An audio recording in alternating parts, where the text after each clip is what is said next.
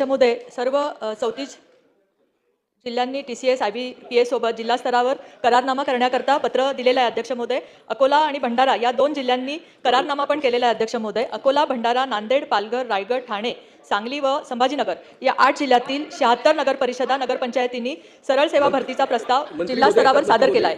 तसेच राज्यातील 395 नगरपरिषदा नगरपंचायतीपैकी 283 नगरपंचायतीची पदभरती करता मागासवर्गीय कक्षाकडून आरक्षण निश्चिती करता बिंदू नियमावली नोंदवही अद्ययावत करण्याची कार्यवाही पण चालू झाली असून उर्वरित 112 नगरपंचायतीची अद्ययावत बिंदू नामावली मंजूर प्रक्रियेच्या स्तरावर आहे.